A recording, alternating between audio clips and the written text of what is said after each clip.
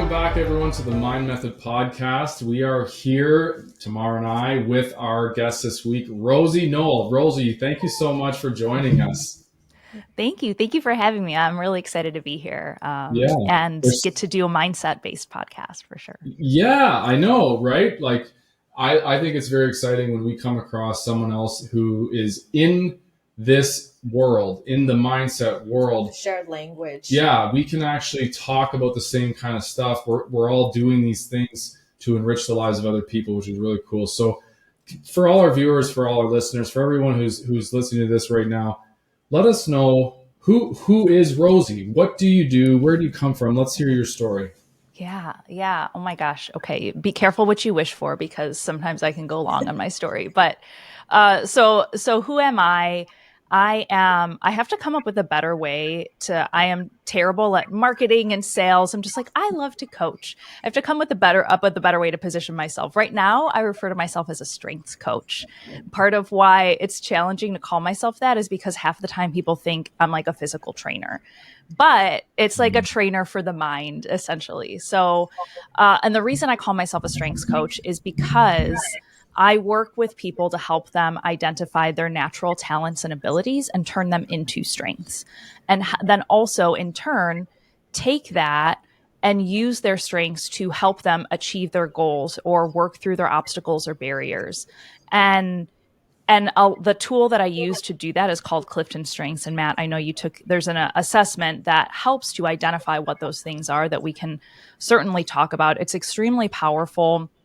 And the concept of working from your strengths is also very liberating, because it basically says, like, you're already talented at this grouping of things. You can actually use that to solve all of the problems in your life, to pursue the things that you're most passionate about or most interested in, to achieve your goals. You don't have to do the things that feel de-energizing. You can do them in a way that works for you, and don't spend your time on your weaknesses. Don't manage to them. If something's getting in your way, you have to have a strategy, but don't waste your time trying to go from bad to okay. Take what you have and go from good to great. And so that's why I found it, both in my corporate life and now in my own coaching practice, extremely empowering, and just has been such a big part of what I do as a coach.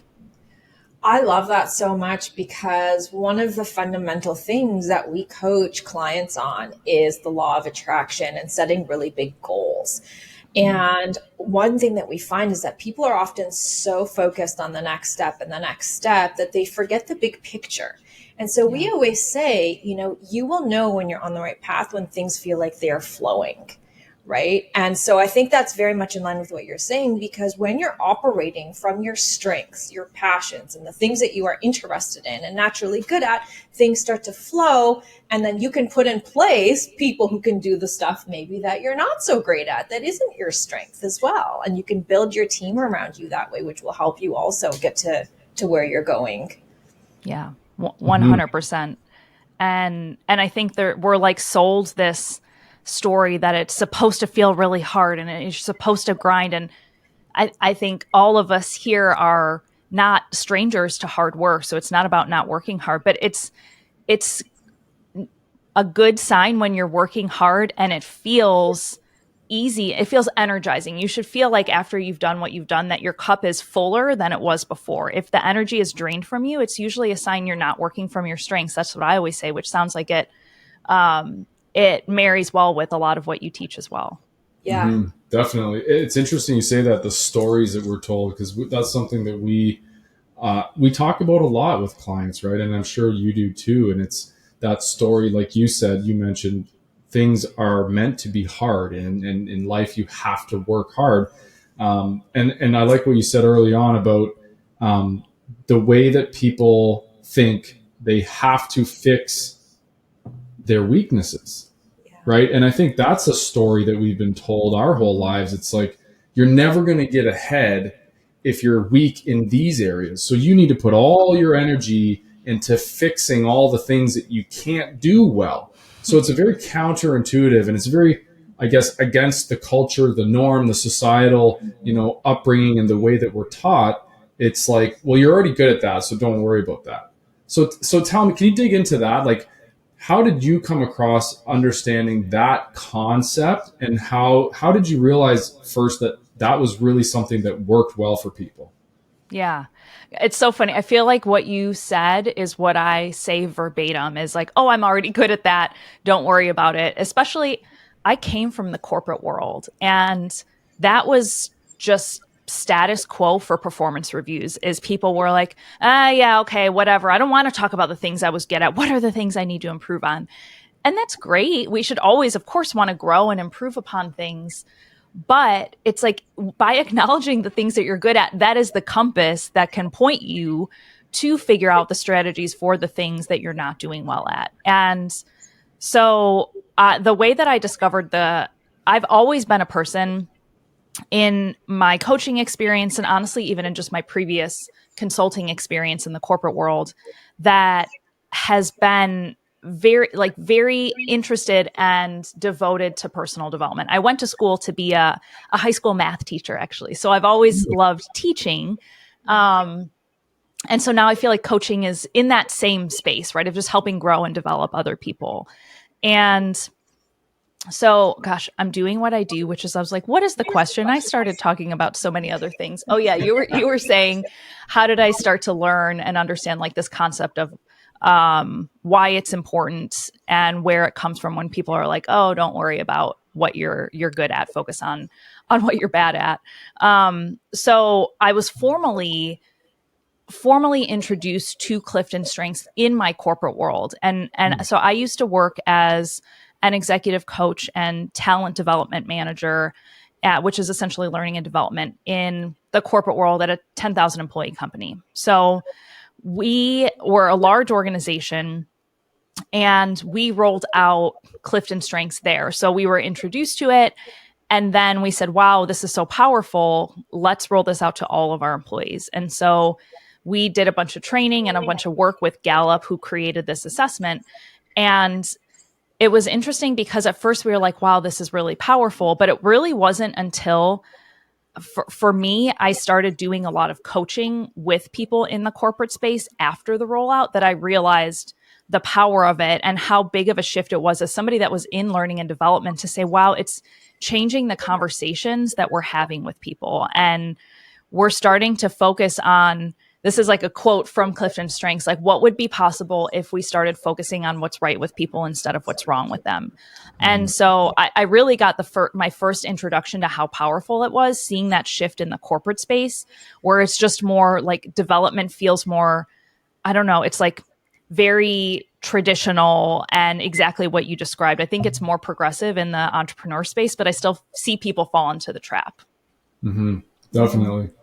I'll tell you, I see this as you're talking about it. I see this really strong and clear parallel between our two worlds, because you are teaching people how to focus on the good instead of the weakness, right? And that's exactly what we teach people, is how to change their way of thinking from lack and scarcity and doubt to focusing on thinking about abundance and happiness and growth, right? And goals and the future. So it's very like there's this very clear parallel that I just like am struck with as I'm hearing you speak, which is really, really exciting because that's very much aligned with everything that we teach.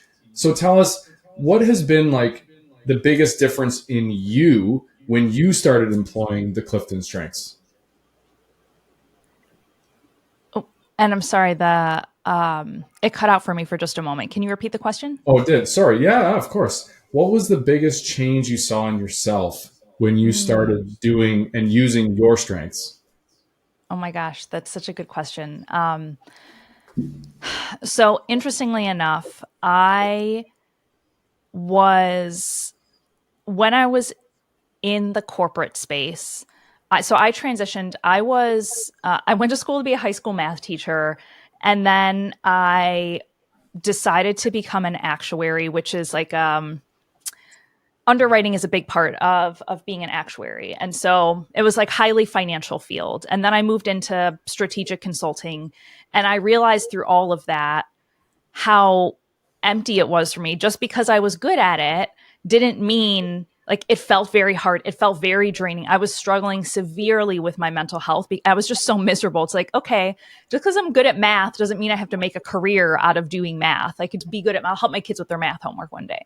And so I transitioned. I remember at the time I was 30 years old and I was like, Rosie, you're too old to change careers. Like it, you know what like just the perspective of things is like, why did I think I was too old at 30 to change careers? But I was, so that's when I discovered coaching. And I honestly was like, I don't know if coaching is a real job that I can get paid for. It just seems like, I don't know who would pay for that. But I was like, this is just what I get the most energy out of. I always got more energy out of helping my coworkers that I worked with than I did when I was serving my clients as a consultant on this, strategic side. And so I was like, my job, I can have a job where my coworkers are my clients. And that's essentially what I did. Was my corporate company created a coaching role for me to move into and out of consulting. So in that role, that it was very energizing for a period of time because I truly was working from my strengths in a lot of those areas. But what really highlighted my strengths the most for me was when I transitioned from the corporate world into entrepreneurship.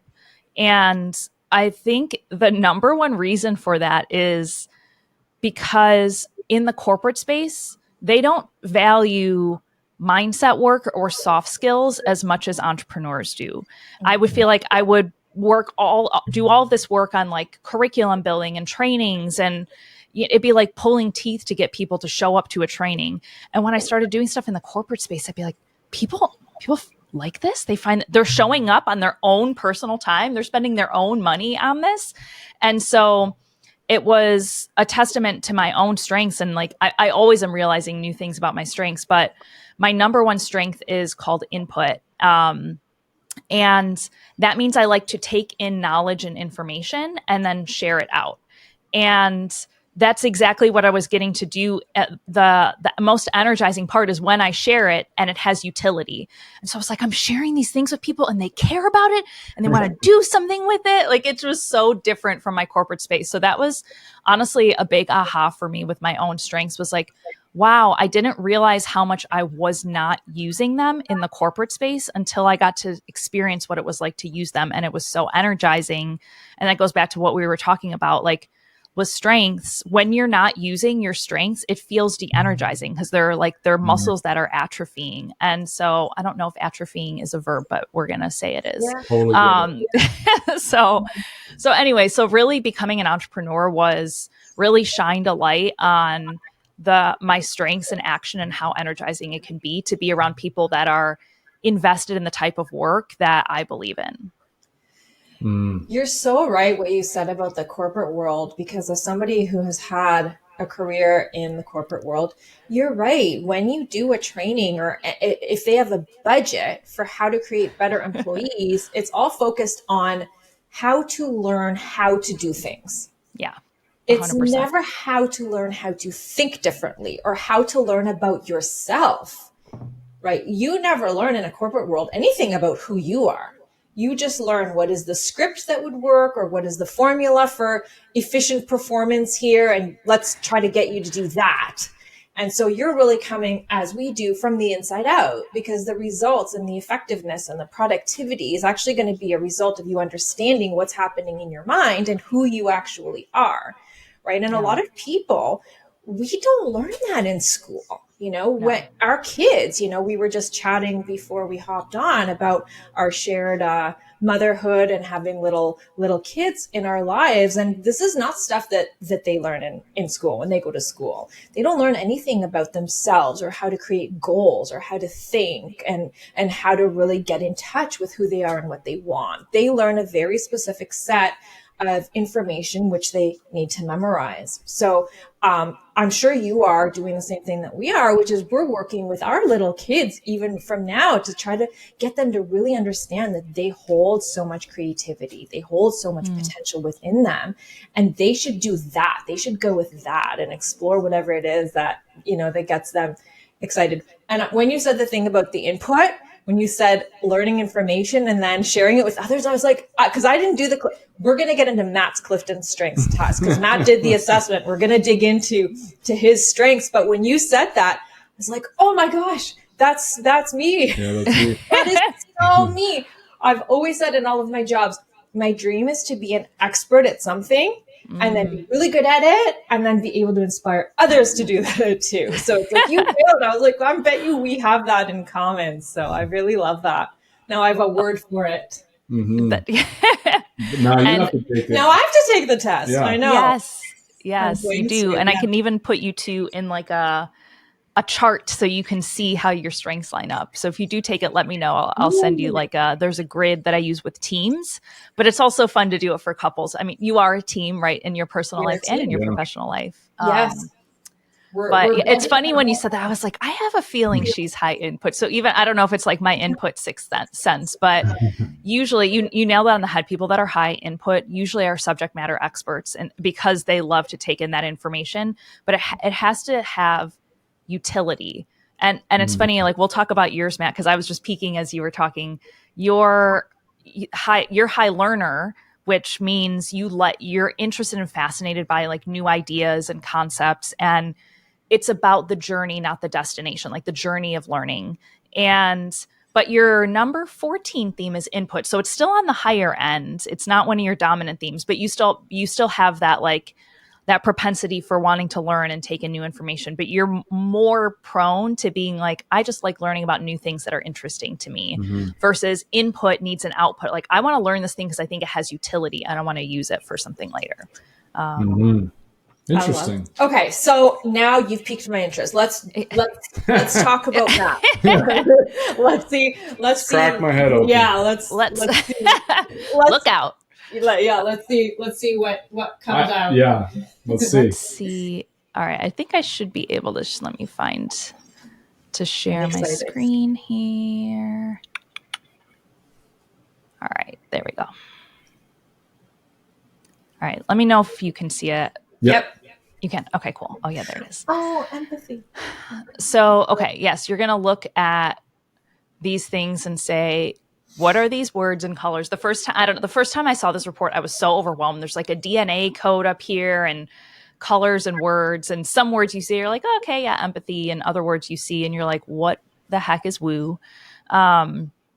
So I guess before I start talking about your results and the report, I would love to hear, Matt, did you look at the results at all or read any of it? I did. So if you did, I would love to hear your impressions. I did. I looked at it and I thought, oh, developer, yes, that fits me because I'm ultimately a visionary. I can't do spreadsheets. I don't want to sit at a computer. Like I am a dreamer. I'm a visionary. I can see. You're futuristic. Right. The futuristic. Positive, I was like, that's me. Positivity when we met. She's like, you're always the optimistic. So like, there's all these traits where I'm like, yep. Those are like for sure me. I've always been, I'm an artist. There's a painting behind me I've always had the ability to be creative and see things in my mind very clearly before they were physically in form. So when I saw the strengths, I was like, wow, that's pretty cool. Yeah. I just scanning it. This is my first time seeing it, and just scanning it, I'm like, okay, wow, it's pretty bang on. I'm surprised self-assurance isn't really high on the list because I think you're a pretty confident person. I mean, I think it nailed it from the key words here on the screen. Yes. That's just an overview. I want to hear the depth. Yeah. So it's funny you say that. So just a couple things. So there's these. First, this is an assessment you're only meant to take one time. It's not meant to be retaken.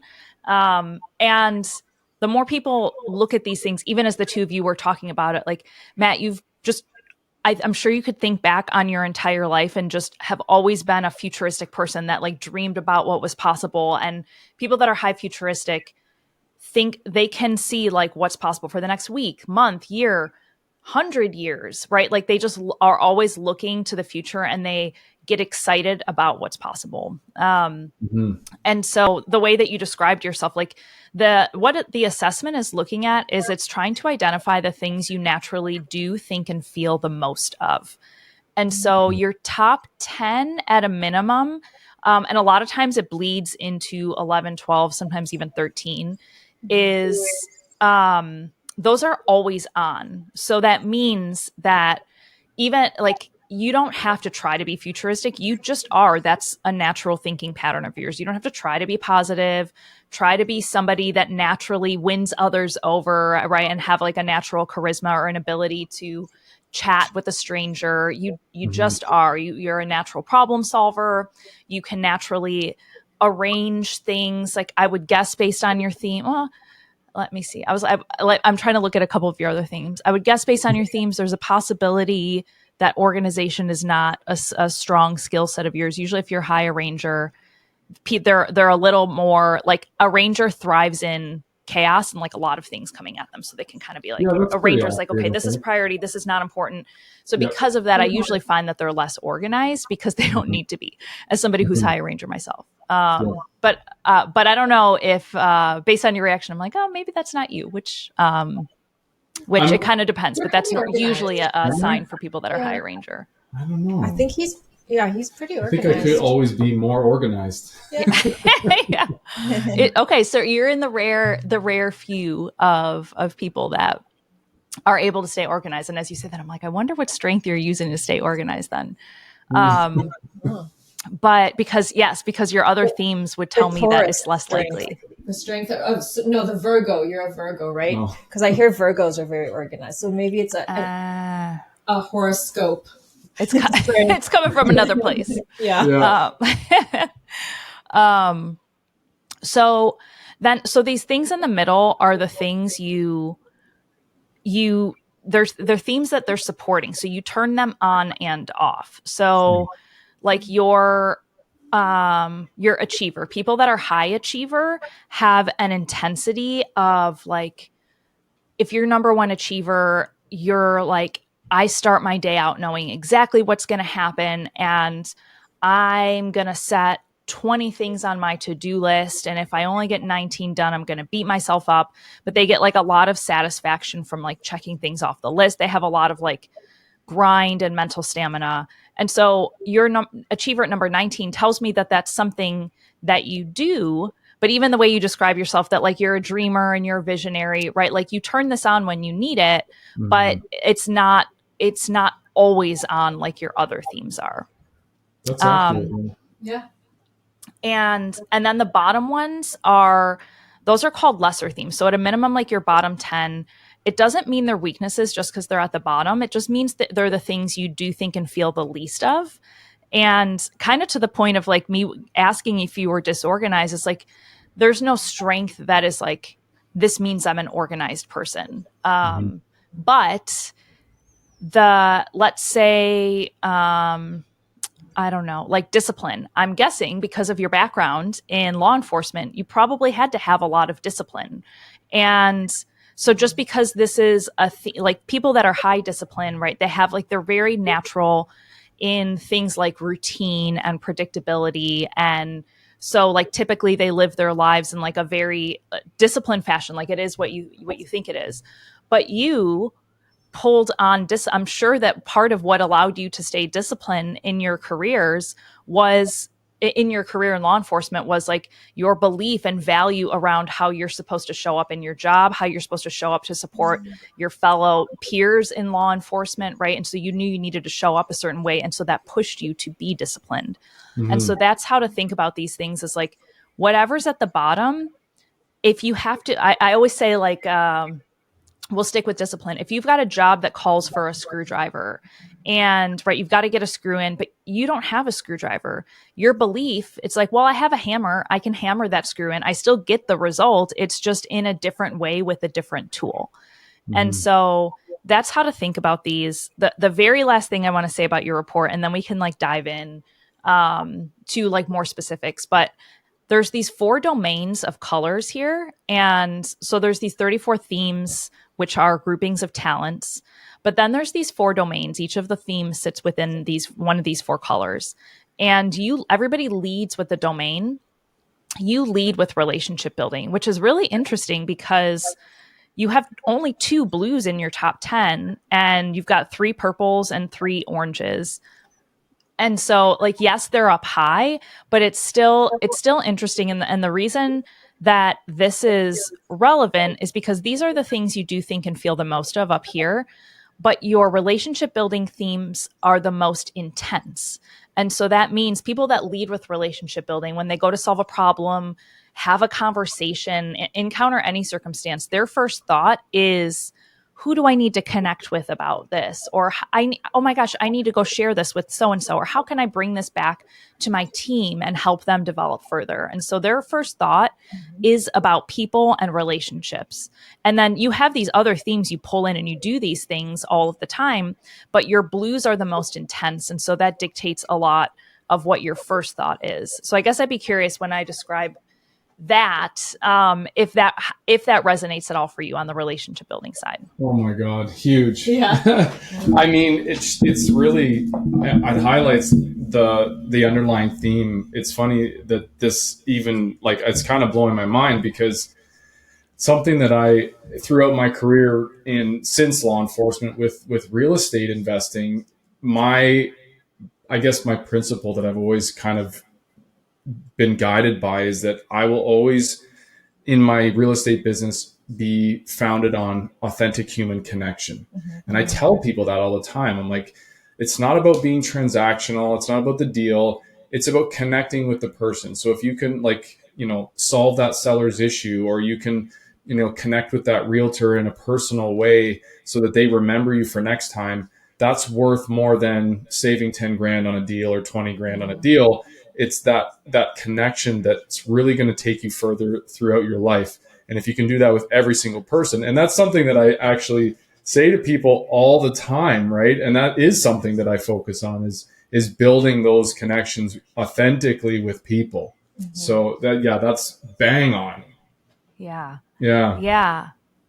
And what's really cool about your themes is, like, as I say this, my input needs one more data point. So I'm just going to go to the bottom of your report. I think your second domain is, oh, interesting. I thought it was going to be orange, but it's green. Okay. Interesting. So it means you just have you have your first most intense domain is blue. Your second most intense is green, which makes sense as I'm hearing you talk, but you still have all of these oranges and purples, and specifically on the oranges. So the blues are people focused and the oranges are people focused. And then the greens and the purples, I say, are outcomes focused.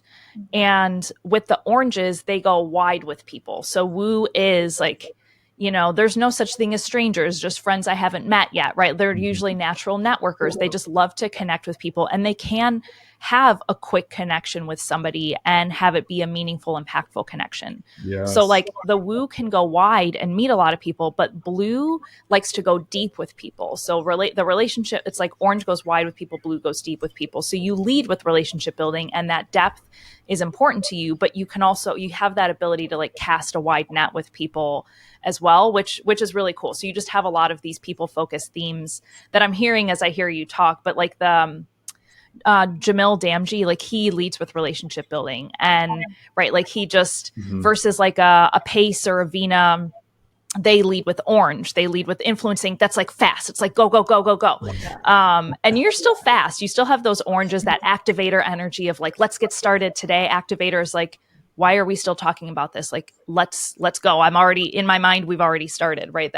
So you still have these faster themes that allow you to go fast, but because you lead with relationship building, it's like you do want to take your time and nurture the relationships, and in a way that only blues can do. I say blue is the glue. Like they are the ones that like make teams feel cohesive. It's the number one thing in my corporate experience and entrepreneurial experience. If I see teams that are where they're weak in blue, like those are the teams that typically struggle the most. So at minimum, I'm like, if your team is low in blue, like you really have to be strategic. And if you at least have one person that leads with relationship building on your team, like they can keep it all together. So it's really powerful to have in any sort of team dynamic, whether my husband leads with a relationship building too, and he is absolutely the glue. I'm like the thinker and he's the relationship builder. And so it is the glue that keeps our family together. It's very powerful. That's so cool. Wow. I love that. Okay, so Rosie, based on these results, with Matt's position, what would you say for him is, like, if you were Matt's coach, what would you tell him about his direction? Oh gosh. Well, I'm like, as you say that, I'm like, I need to know more about Matt. So I guess tell me because you both are real estate investors in addition to coaching, right? Mm-hmm. And what do you focus on in real estate? I know you're in sub 2, like, do you have an avatar you align with? And whether or not you have an avatar, like what do you focus on in real estate investing? Yeah, we focus on mainly multifamily, Okay. but hugely into purpose over profit. So a lot of our buildings will keep a percentage of units that are lower income rent, so that we can have people who can have affordability. And then even my very first rental that I ever bought, I rented out at a $400 loss per month, just because I wanted to put a family in whose house had burned down. And they could only afford 1,800, and it was, on the market, I was getting offers for 2,200 a month, and I rented it to them for 1,800, and then they've been in there ever since. So that it's a model of, like, we know we're going to build wealth, but we're not in any rush to get rich today or tomorrow. We want to really do this ethically and do it in a way where we feel really good about owning real estate, and in every aspect, we're enriching the lives of everyone that we touch. So Yeah, that's beautiful, and also not just surprising based on your themes. Like, people that are high belief are rooted in purpose and values, and so, like, that they have these, like, core values that certain core values that they have are just unchanging, right? And they won't like, certain things are black and white. There's certain things that are just non-negotiable on those things that are really core to what they believe in. And people that are high belief have to do work that matters for them. If they don't, that's when it's very draining and de-energizing. So they have to do work that is meaningful for them. And oh gosh, okay. So the last thing I'll say, and then I have one more question for you before I point you to, like, okay, how could you use your themes more in real estate? Just in what you said, you're also high developer, and for context, I think that's PACE's like number 4 or 5. And so people that are high developer are usually natural coaches, because there's coaches out there, tons of coaches that are not high developer, but a lot of times I see people that are high developer drawn to coaching because they see potential in others and they want to invest in and grow that potential. So even the example that you gave of the family that had their house burned down, right? You saw the potential of what was possible for them if you were able to help them and support them. So it aligned with your values, but you also saw the potential in them and you were willing to invest in that. And so whether it's on the real estate side or in your coaching, right, you're investing in the potential of others there. That kind of stuff is going to light you up and energize you. Yeah, hugely. Yeah. That really makes sense, because Matt, with coaching and with his real estate business, he will sit for hours on end on a Zoom call with literally anybody that needs his help. And he will just do that. He will spend his time giving away his toolbox and really guiding anybody that comes to him with an issue. So I really resonate with that for him. Yeah, it also resonates with my previous role, like in 17 years in law enforcement. When I was back with the feds and I was in narcotics, I was at the top of my game and I loved it. I felt so accomplished, and I was one of the top narcotics officers in the country. And I was so good at catching, people who we call it internal carriers, people who had swallowed narcotics, and they some of them display symptoms physically, some don't. But I was really, really good at catching them. And I took so much pride in that. And like you said, like, I had so much attachment to the purpose of what I was doing, and I loved it. And my cup was always full. Like, we would have, dinner parties, and I would be surrounded by people just telling stories from work. Yeah. Oh my gosh. People Everybody were fascinated. wants to know all the juicy details from the narcotics catching trade. Yeah. So that makes a lot of sense. Yeah. And your higher communication as well. So you're like, people that are high communication are typically natural storytellers. So that also makes sense. So, okay, I guess because I think I have a better purview of what you do on the coaching side, I'll kind of share some of the ways that you can leverage these more in coaching. And then if you share a little bit more about what your role is on the multifamily side, like what specifically you focus on, like individually or together, then I can also say, okay, here's some ways you can use your strengths more in that space as well. But just a couple things to highlight in the type of coaching that you do. So there's several things. So one, the least common theme to have in your top 5 is self-assurance. So even having it at number 8 is very powerful. And what I love about the orange themes is with all of these themes, there's how you use it with yourself. And then there's how you use it outside of yourself, like with others that you're coaching or in relationships, or it can be like on your business. So with yourself, outside of yourself. And self-assurance is very powerful because it's good at setting direction. It's good at taking risks, and people that are high self-assurance are usually like, yeah, I can take this risk because like it's not going to shake who I am. I'll figure it out. If it doesn't work, I'll pivot and go somewhere else. Pace is also high self-assurance. And so high self-assurance is like, this is where we need to go. What I think is really cool about your high self-assurance is you're also higher empathy. And so when you are, one of the challenges, if somebody's high self-assurance but low empathy, they make a lot of assumptions. And so they're like, oh, okay, this is what you need to do. This is where you need to go.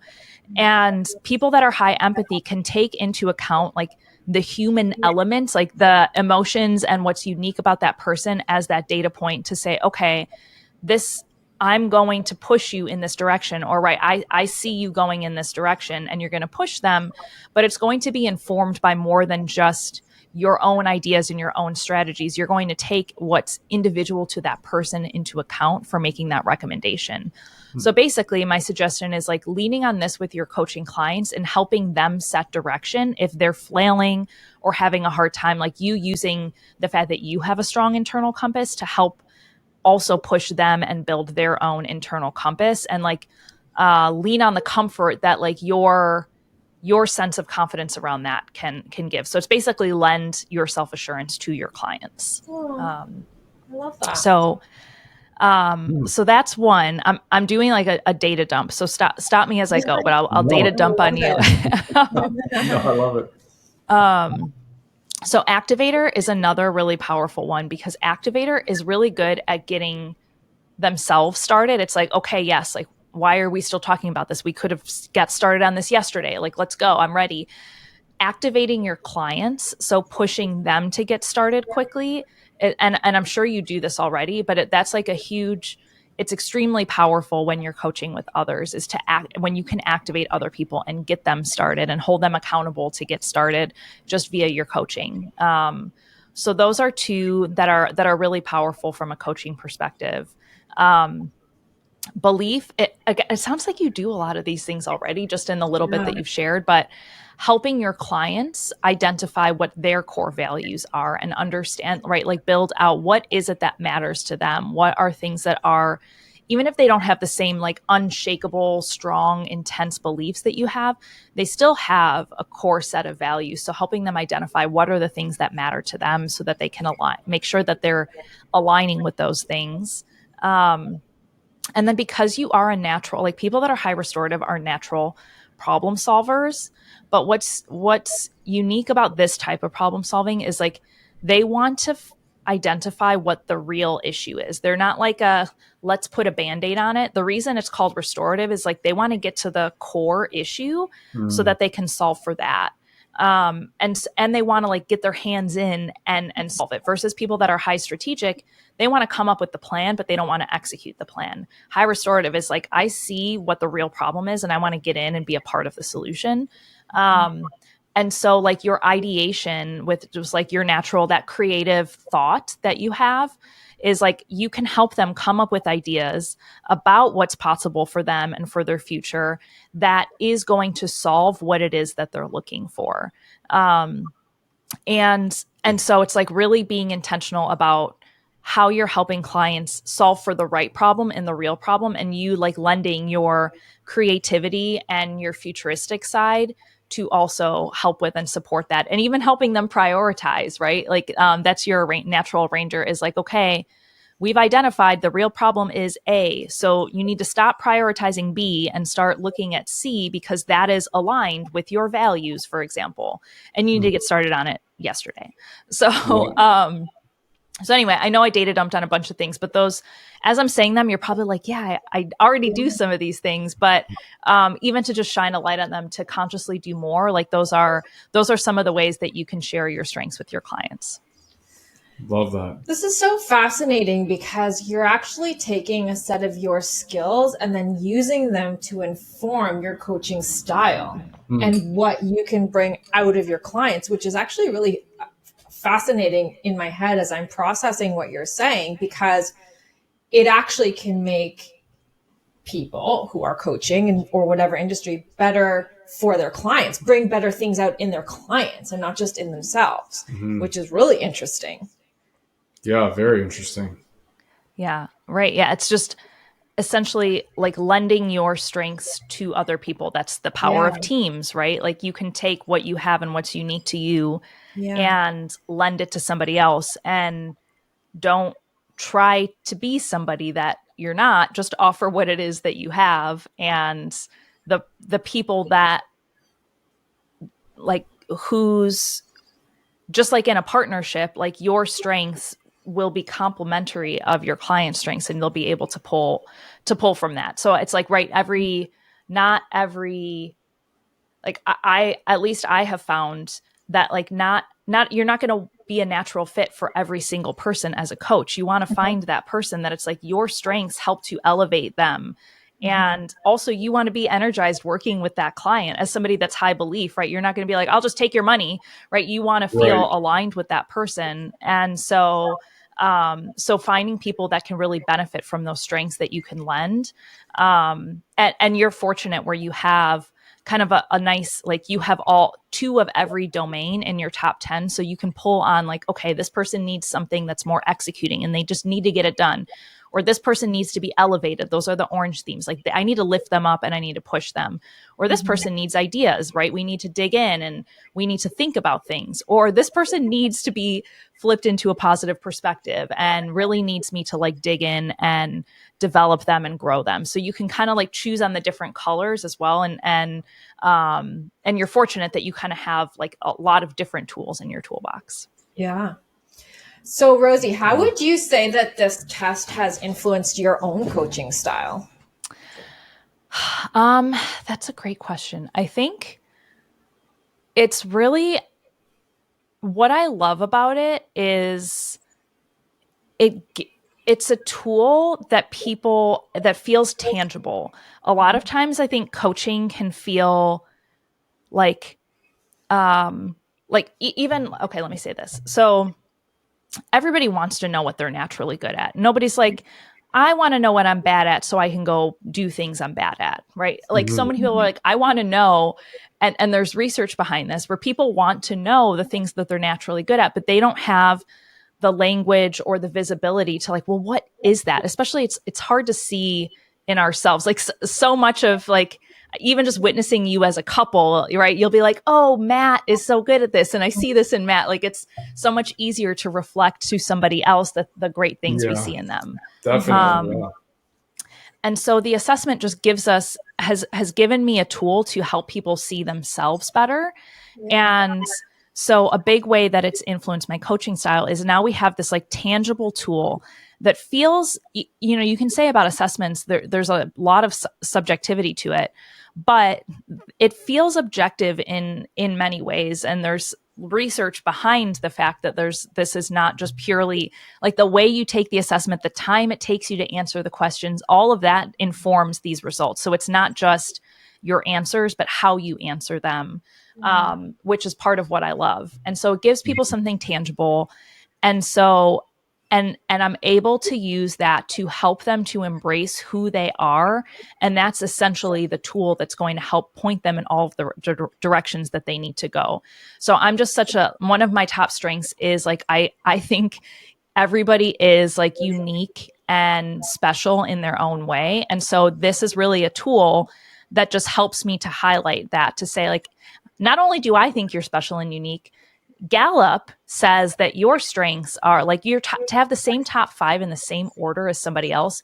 There's a 1 in 33 million chance that you have the same, just top 5 in the same order. No so way. Like, I don't just think you're special and unique. Like Gallup thinks you're special and unique. And like, how can we take those gifts and bring them more into the world? Because it's going to feel more energizing for you, and you're going to make a bigger impact and contribution. So I think that's the number one thing, is it allows me to help people embrace who they are even further in my coaching practice.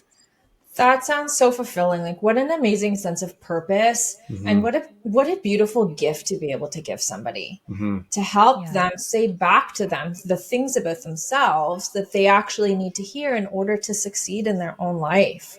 Yeah. That sounds like a really amazing thing. I'm fascinated now. So now I'm taking this test. Will you come back on? Yeah. I would. Oh my gosh, yes. Yeah, I would we'd love to have you back on. Let's dive into my test and let's see how Matt and I work together. Yes. We can dive into that. And if people watching this want to get a hold of you, because I think that by now they're probably going, how do I get this test? And how do I get a hold of Rosie? Because I want her to tell me all of this about myself. So how did they get a hold of you? Yeah. So lots of different ways. They can go to my Instagram, which is the Rosie Noel. And there's a link in my bio for where you can order the assessment and just get in touch with me. Or same thing, you can order the assessment through my website. If you go to rosienoel.com, that info's on there as well. So yes, at a minimum, I recommend people take the assessment. It's extremely robust. It's customized. So it'll say like, Matt, your number 1 is developer. But the way that it talks about your developer in the report is like, informed by the fact that your empathy is number 12 and your competition is number 24. So it's like everybody's unique, and the report approaches it that way. So at a minimum, I always recommend people take the report, because you learn so much and it goes so deep, and there's so many free resources out there that help you go deeper with it if you find it interesting. Very interesting. And I've never ever heard those traits all, I guess, categorized for myself in that way. A lot of them I resonate with and go, wow, yeah, that's definitely me. And then others I'm like, wow, I didn't really quite know that was one of my strengths. And that's really exciting for me to like maybe put more into it and have more awareness of and play with. So I love that. I think it's absolutely phenomenal. Yeah, it's really amazing. I'm going to recommend all our clients see you too, because I think all of this information would complement everything that we're teaching them so much. So we're going to be sending you some folks. Thank you. I get so much energy out of it. One session taking people through their strengths is enough for them to be like, okay, I know what this means and I know what to do with it. And that's the input side of me, is like, I don't want you to just take this assessment and be like, that's interesting. I want you to take this assessment and say, I know how to use this now to work on these things. Like, it's actionable. And that's why I love it so much, is because you can use it. It's meant to be actionable. And I do. I'm not just saying it's interesting. I do see it as actionable, just so you know. Thank you. If I didn't specifically say that, I do find it very useful. So I will be putting it into action for sure. 100%. Thank you so much for coming on. This has been such an informative conversation. We've learned so much. Very much. Really, really exciting stuff. I really appreciate what you're doing. You know, we were chatting a little bit because I was asking Matt about the assessment, and he was like, oh, I have to answer all these questions. And I thought, oh, okay, interesting. I wonder what will come out of it. But really hearing the things that you have had to say, I'm like, wow, this is so exciting. I actually got goosebumps because I thought this is so fun and so exciting and even for me as his partner to learn these things about him. I'm like, I get it now, you know? So it's really fun. It is very powerful. Yeah. Thank you so much. Thank you for being you. Thank you for doing what you do. And thank you for sharing this with everyone else. Thank you so much. Yeah, we appreciate it. Thank you for having me. Yeah, Thank you. absolutely. It's been a pleasure. Awesome. And again, I love to share things where I'm like, oh, you like this? You find this interesting? So that'll never get old for me. So thank you for sharing everything you did as well, and being willing to be vulnerable and put your strengths out there. Yeah, for sure. Awesome. Thank you so much. All right, guys, we'll catch you on the next episode.